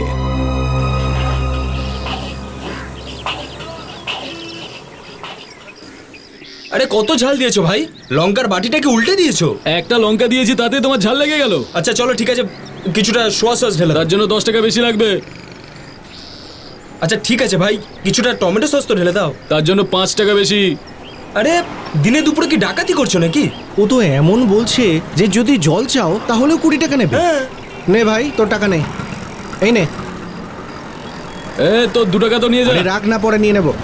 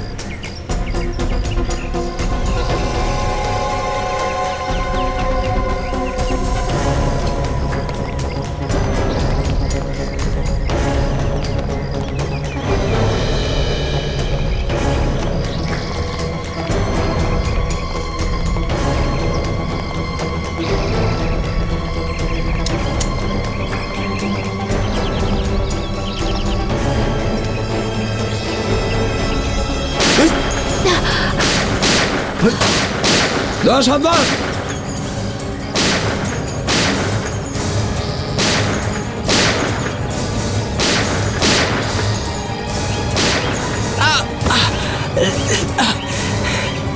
ওঠ।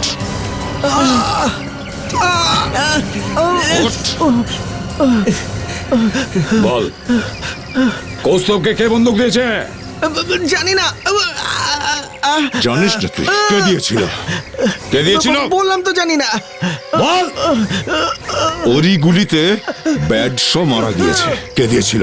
হ্যাঁ, আমরাই দিয়েছিলাম, আমরাই দিয়েছিলাম। স্যার ও এর জন্য আমাদের টাকা দিয়েছিল।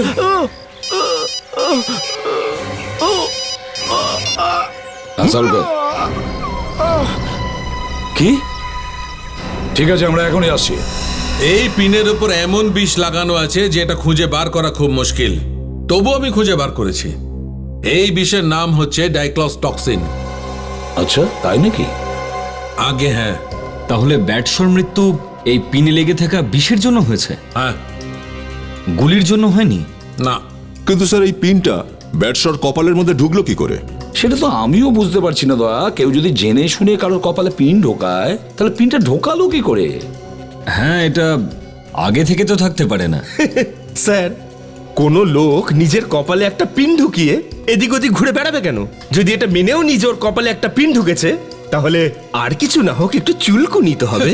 এই নাও ভাই, এখন চুলকুনি নিয়ে পড়েছে। একটা লোক ওপরে গিয়ে ভগবানের সঙ্গে কথা বলছে আর এক চুলকুনির কথা বলছে। ফ্রেডি, মানুষের চুলকুনি তো তখনই হবে না যখন সে বেঁচে থাকবে। আরে ডক্টর সালুকে, আপনি এসব চুলকুনির কথা ছাড়ুন। এবার এটা বলুন যে আপনি অন্য কিছু পেয়েছেন কিনা। এসো বলছি।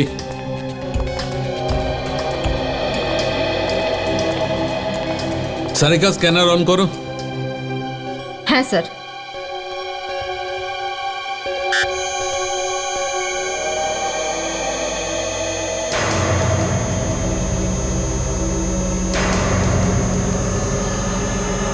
এই দেখো, এই ছেলেটার বডি পুরো গুলিতে ঝাঁঝরা হয়ে গেছে।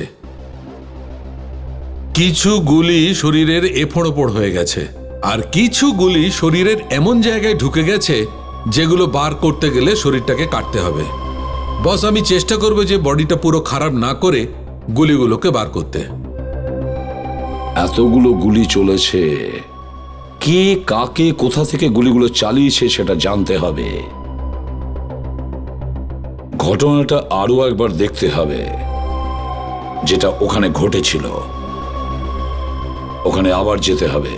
তার মানে স্যার আবার গুলি চলবে?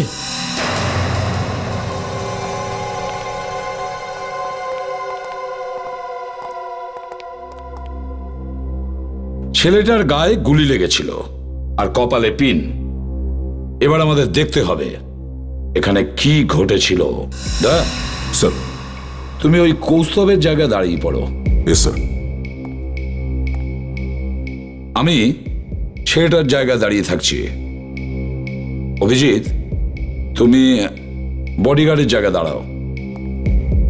ফ্রেডরিক, বিবেক, নাতাশা, তোমরা প্রেসের লোকের জায়গায় দাঁড়াও। ধরে নিলাম সেদিন ওরা এভাবেই দাঁড়িয়েছিল। স্যার, কৌস্তবী প্রথম গুলি চালিয়েছিল এখান থেকে ব্যাটশট দিকে। কারেক্ট। আর ছেলেটা নিজেকে বাঁচানোর চেষ্টা করছিল। আর তারপর ব্যাটশট বডিগার্ডরা কৌস্তবের উপর গুলি চালালো। বুম। কিন্তু কৌস্তব আর বডিগার্ডের মাঝে এই ছেলেটা দাঁড়িয়েছিল আর প্রেসের লোক। আর যেভাবে প্রেসের লোক আহত হয়েছে সেটা দেখে মনে হয় গুলিগুলো দুদিক থেকেই চলছিল। মানে কৌস্তবের দিক থেকে সামনে থেকে আর বডিগার্ডের দিক থেকে পেছন থেকে, দুটো দিক থেকে। ফ্রেডরিক, ওদের আটকাও। এক মিনিট। কি ব্যাপার? আপনারা বাইরে যান প্লিজ।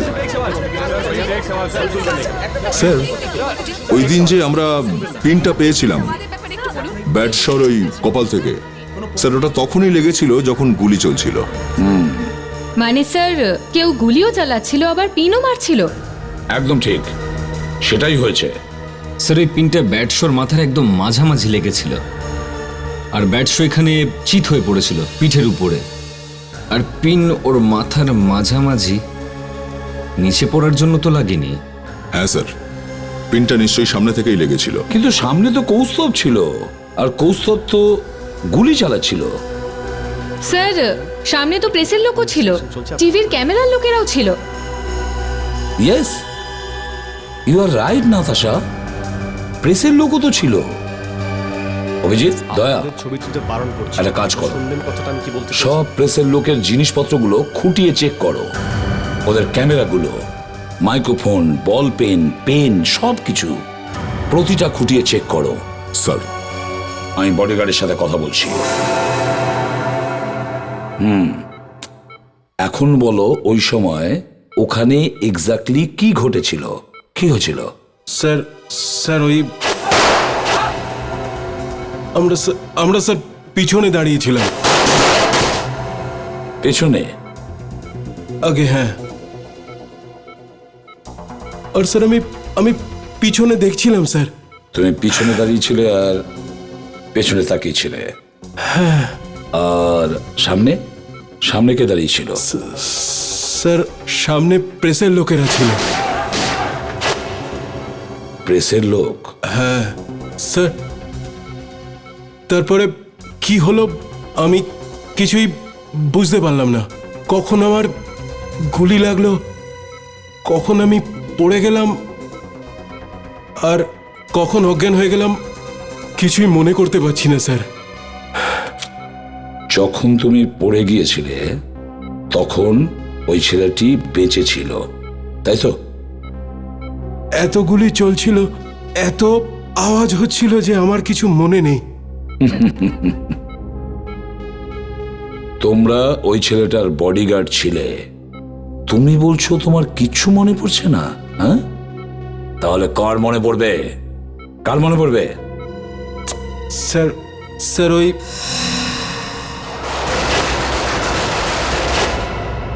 তো এখন তুমি কেমন বোধ করছো? ভীষণ ব্যথা করছে মাথায়। মাথায় গুলিটা লেগেছে? এখানে ছুঁয়ে বেরিয়ে গেছে। ও, আমি পিছনে ছিলাম। পিছনে তুমি ছিলে? আচ্ছা, তারপরে কি হলো? যখন গুলি চলতে শুরু করলো আমি ছুটে এসে সামনের দিকে এলাম, স্যারের সামনে দাঁড়িয়ে বললাম, আমি গুলি চালিয়েছি, আমি 2-3টে কভার ফায়ার করেছি। তারপর না চোখের সামনে কেমন অন্ধকার হয়ে গেল। তারপর আর কিছু মনে নেই আমার। তুমি যখন সামনে আসলে, আমি বলতে চাইছি যখন ওর সামনে আসলে তখন কি ওর গায়ে গুলিটা লেগে গিয়েছিল? গুলি? হ্যাঁ, গুলি ওর গায়ে লেগেছিল কি? মনে পড়ছে না। ভীষণ গুলি চলছিল, আওয়াজ হচ্ছিল, মনে পড়ছে না। তোমারও মনে পড়ছে না, আর একজনেরও মনে পড়ছে না। চলো ঠিক আছে, কোনো ব্যাপার না। ভীষণ ব্যথা করছে। হ্যাঁ হ্যাঁ, ব্যথা সেটা তো হবেই।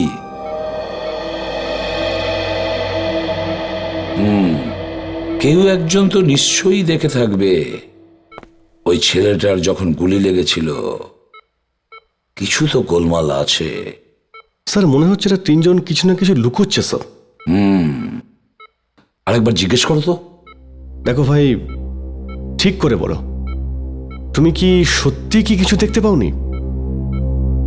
কি স্যার? ব্যাট শট যখন গুলি লাগে। না স্যার, আমি তো বসে পড়েছিলাম, বসে পজিশন নিয়েছিলাম ফায়ার করার জন্য। বসে পড়েছিলে? কেন বসে পড়েছিলে? সামনে থেকে গুলি চলছিল, লেগেছে তো, তাই বসে পড়েছিলাম। ও হো হো হো, তার মানে তুমিও ছেলেটার পেছনে ছিলে যখন গুলি চলছিল আর ওর গায়ে গুলি লেগেছিল, তাই না? আমার তো এইটুকু মনে আছে যে আমার গুলি লেগেছে, ব্যাস। ভীষণ বিপজ্জনক কাজ তোমাদের বডিগার্ড হওয়া। হ্যাঁ স্যার, এদের ভাগ্য খুব ভালো যে প্রাণে বেঁচে গেছে এরা। স্যার একটা কথা বুঝতে পারছি না, এই তিনজনের মধ্যে কারোরই মনে নেই যে ব্যাট শট গুলি কখন লাগে স্যার। সেটাই তো, শেষ গার্ডকে জিজ্ঞেস করো। এখন তুমি কেমন আছো? ঠিক আছি, কালকেই সবে জ্ঞান ফিরেছে। তুমি নিশ্চয়ই দেখেছো যে ব্যাট শট কখন গুলি লেগেছিল? আমি তো ওই ছেলেটাকেই গুলি করছিলাম, মাঝে মিডিয়ার লোকজন ছিল, ওদেরও গুলি লেগেছে, আর ওই ছেলেটা আমাকে গুলি করে।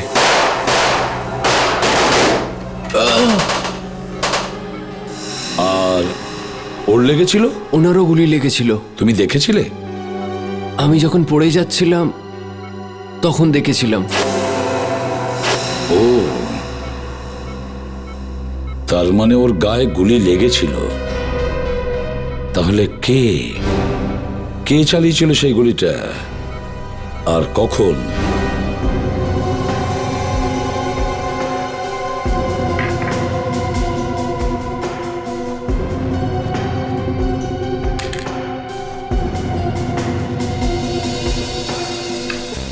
সব কোম্পানির তৈরি হওয়া জিনিস, এর উপরে কেউ কিছু কিভাবে করতে পারে?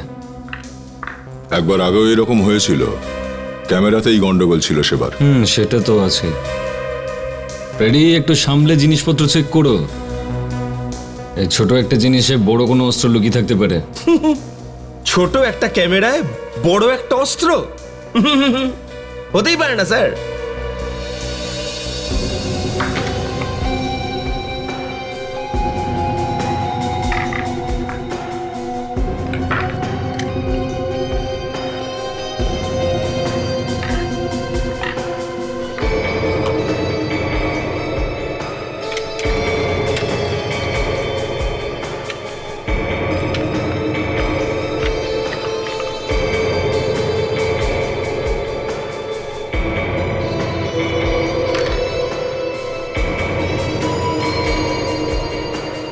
আরে এটা কি?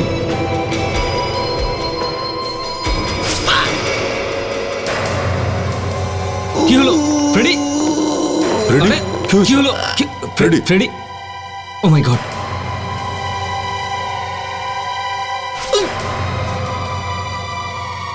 এটা তো পিন। ফ্রেডি, আরে তো অজ্ঞান হয়ে যাচ্ছে। ওকে ধরো। অভিজিৎ, চেয়ারটা আনো। চেয়ারটা নিয়ে এসে।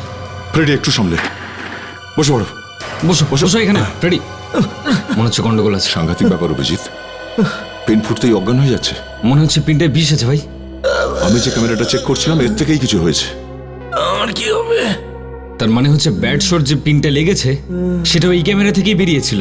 মনে হচ্ছে এমনটাই ঘটেছিল। ফ্রেডি, ফ্রেডি, ফ্রেডি, ফ্রেডি, ও মাই গড, ও গড! ফ্রেডি, ফ্রেডি, একে হাসপাতালে নিয়ে যেতে হবে। চলো চলো চলো।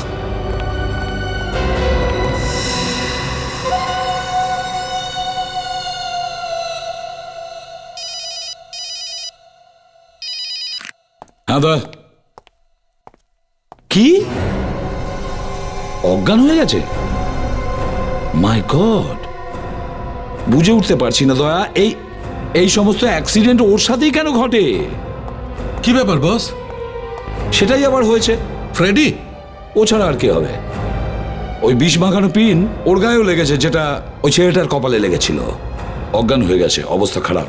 হসপিটালে আছে? হ্যাঁ, হসপিটালেই আছে। দাও আমাকে ফোনটা দাও। নাও, কথা বলো। হ্যালো দয়া? না ভাই, এসএবি নয়, ডাক্তার সালুকে। হ্যাঁ আচ্ছা দয়া, দেখো তুমি আমার কথাটা খুব মন দিয়ে শোনো। হ্যাঁ, ডাক্তারকে বলো যে ফ্রেডিকে প্রেলিমক্সিডাইন নামের ইনজেকশন দিতে। না না, প্রিলিমক্সিডাইন। হ্যাঁ, প্রিলিমক্সিডাইন। ডাক্তারের হয়তো জানা থাকবে না, কিন্তু তুমি ওকে বলো। চিন্তা করো না, চিন্তা করো না, ফ্রেডি বেঁচে যাবে। কিন্তু ইনজেকশনটা এক্ষুনি দেবে, কেমন? বাই। ভীষণ আশ্চর্য লাগছে শালুকে, ওই বিষ মাখানো পিন ক্যামেরা থেকে বেরোলো। স্যার, ওই রিপোর্টার যার ওই ক্যামেরাটা, সে কোনোদিন স্বপ্নেও ভাবেনি যে হসপিটালের বিছানায় এইভাবে তাকে পড়ে থাকতে হবে স্যার। হ্যাঁ, সেটা তো ঠিকই। না শালুকে, ওই যে বুলেটটা ছেলেটার বডি থেকে পাওয়া গেছে। হ্যাঁ, কি যেন বলছিলে তুমি? আমি বলছিলাম কি বস, এই ছেলেটির শরীর থেকে আমি 6টা গুলি পেয়েছি, যার মধ্যে এই গুলিটা একটু অন্য রকমের। এই গুলিটা কৌস্তবের বন্দুক থেকে চলেছে, আর এই গুলি ওই ছেলেটার ডান কাঁধে গিয়ে লেগেছে। আর স্যার, এই যে বাকি 5টা গুলি রয়েছে, আর বাকি এই 5টা গুলির 5টাই একই রকম, আর সবগুলি একই mm এর, 0.38 mm। আর সবচেয়ে বড় কথা, এই 5টা গুলি কৌস্তবের বন্দুক থেকে চলেনি। তার মানে ছেলেটার খুন কৌস্তবের চালানো গুলি থেকে হয়নি? না বস, কোনো অন্য ধরনের বন্দুক। স্যার কিন্তু এই গুলিগুলো যদি কৌস্তবের বন্দুক থেকে না বেরোয়, তাহলে কার বন্দুক থেকে বেরিয়েছে? এইটা থেকে, এইটা সোয়ার্ড অটোমেটিক ওয়েপেন থেকে। আর এই সমস্ত বন্দুকগুলোই ব্যাটশর বডিগার্ডদের কাছে ছিল স্যার। একদম ঠিক। তার মানে ছেলেটার বডিগার্ডই ওর ওপর গুলিগুলো করেছিল। স্যার, এরকমটাও তো হতে পারে যে কৌস্তবের উপরে গুলি চালানোর পরে বডিগার্ডসদের কয়েকটা গুলি ব্যাটশরে লেগে যায়। হতে পারে। সালুকে, তুমি এটা তো বলতে পারবে যে ওই 5টা গুলি কোন বন্দুকের? হ্যাঁ, কেন নয়, একটু সময় লাগবে। এই গুলিগুলো বন্দুকের সঙ্গে ম্যাচ করে দেখতে হবে।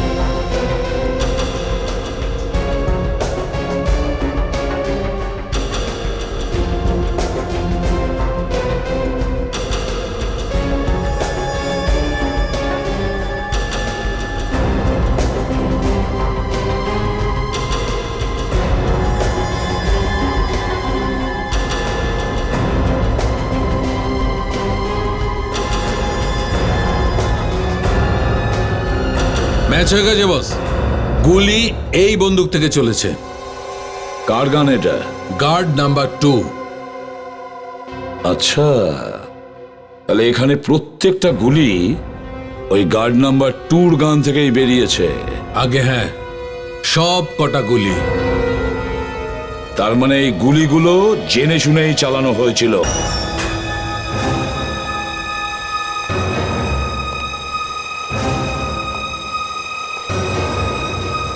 আপনারা? আমাদের মনে হলো যে আপনাদেরকে বলে দেওয়া উচিত যে আমাদের একজন অফিসারের অবস্থা খুবই খারাপ, আর ও এখন হসপিটালে, আর মরতে মরতে বেঁচে গেছে। আর ওর এই অবস্থার জন্য দায়ী হচ্ছে আপনাদের মধ্যে থেকে কেউ একজন। আমরা আমরা নিজেরাই তো এই খারাপ অবস্থায় রয়েছি। আপনি তো দেখতেই পাচ্ছেন কিভাবে জখম হয়ে আমরা পড়ে আছি এখানে। হ্যাঁ আমরা জানি, জানি সেটা, কিন্তু আপনাদের মধ্যে কোনো একজন এমন একটা কাজ করেছে যেটা করা উচিত ছিল না ওর। হ্যাঁ, এই ক্যামেরাটা কার? হ্যাঁ, কার ক্যামেরা এটা? দেখুন, আপনাদের আঙুলের ছাপ নিতে আমাদেরকে বাধ্য করবেন না।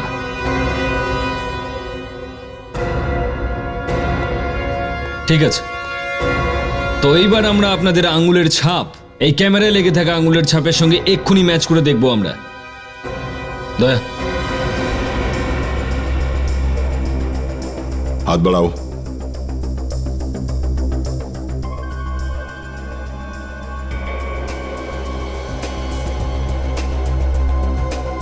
এখানে লাগাও।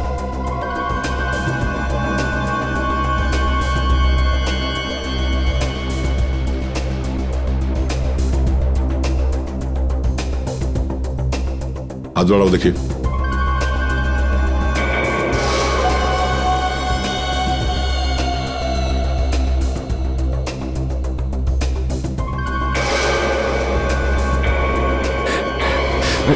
আরে আরে আরে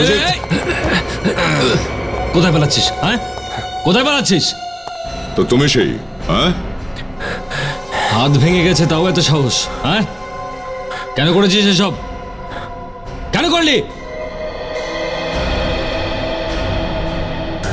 ব্যাটশোর শুটিং ইন্টারভিউয়ের সময় আমি ওকে একটা ব্যক্তিগত প্রশ্ন জিজ্ঞেস করেছিলাম। ওই কথাটার জন্য আমাকে একটা চড় মারলো, তাও সবার সামনে।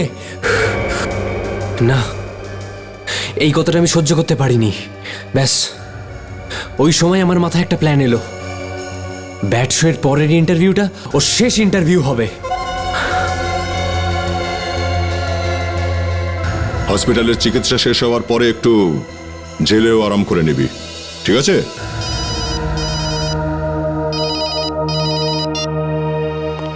হ্যাঁ স্যার।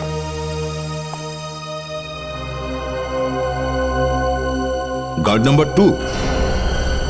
ঠিক আছে স্যার, আমরা এক্ষুনি দেখছি স্যার। এই 4 নম্বর গার্ডটা কোথায় গেল? হ্যাঁ স্যার, ও তো 1 ঘন্টা আগেই চলে গেল। নিশ্চয়ই এই গার্ড নাম্বার 2। ওকে যেতে দিলে কেন? হ্যাঁ, জানি না স্যার, ও উঠলো আর চলে গেল। কোথায় সেই গার্ড নাম্বার 2? স্যার, ধরার আগেই ও পালিয়ে গেছে স্যার। প্যাট্রিক, এখন তো তুমি সুস্থ হয়ে গেছো, এবার তো সোজা হয়ে হাঁটতে পারো। চেষ্টা তো করেই যাচ্ছি স্যার, ব্যথাটা রয়েছে। কিন্তু তবুও স্যার এত বেঁকে বেঁকে চলছে। সেটাই তো, পিন তো বের করে ফেলেছে। আরে হ্যাঁ স্যার।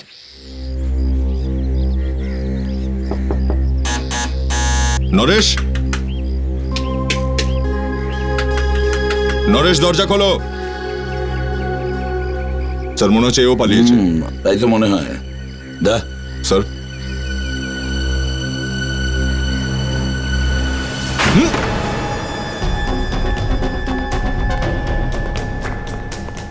নরেশ, নরেশ। নিশ্চয়ই ও পালিয়েছে দয়া। হ্যাঁ স্যার, ওর জিনিসপত্রগুলো ঘাঁটলেই হয়তো জানা যাবে কোথায় গিয়েছে ও। ঠিক আছে, প্রত্যেকটা জিনিস ভালো করে চেক করো। চলো স্যার।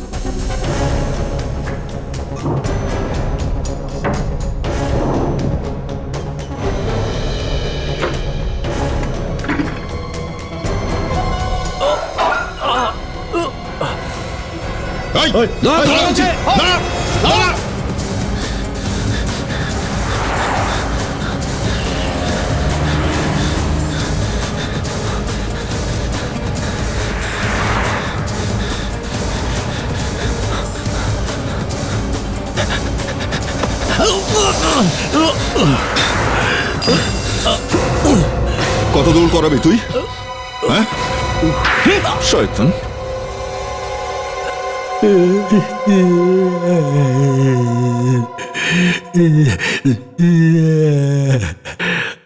আমি জেনে বুঝেই গুলি চালিয়েছিলাম ব্যাটশোর ওপরে। আমি দেখলাম এটাই ভালো মৌকা, কেউ কিছু জানতে পারবে না। কিন্তু আমরা জানতে পেরে গেছি, তাই তো? এটাই তো খারাপ হয়ে গেল। তাহলে মারার আগে এটা ভেবে দেখা উচিত ছিল। তুমি যাই করো না কেন, সিআইডিরা ঠিকই জানতে পারবে, বুঝেছ?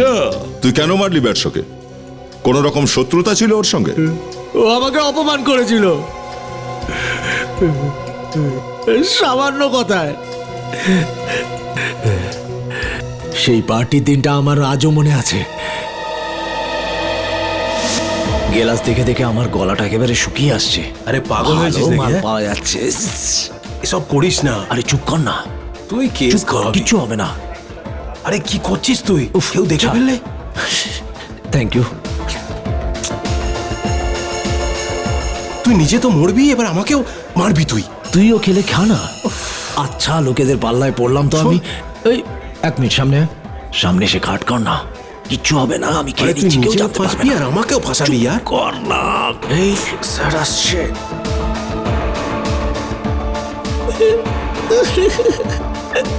কি লুকাচ্ছিস? কিছু না। আমি জিজ্ঞেস করলাম পেছনে কি লুকিয়েছিস? কিছু না।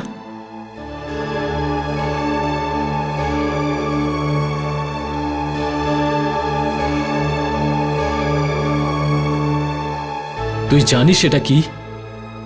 মদ। এটা তো দেশি মদ নয়, এটা স্কচ, প্রিমিয়াম স্কচ। কি? Sir Scotch premium. এটা খাওয়ার জন্য আগে একটা স্ট্যাটাস তৈরি করতে হয়, যেটা আপাতত তোর নেই। প্রথমে স্ট্যাটাস বানা, তারপর খা, বুঝেছিস? তোর 7th জেনারেশন, মানে তোর 14 গোষ্ঠীও আমার কাছে কাজ করে না, তাও এটা খাওয়ার মতো যোগ্যতা তোর নেই, বুঝলি? বুঝেছিস? বুঝেছি। শুনলে তোমরা? এ বুঝে গেছে, এ নিজের স্ট্যাটাস বুঝে গেছে।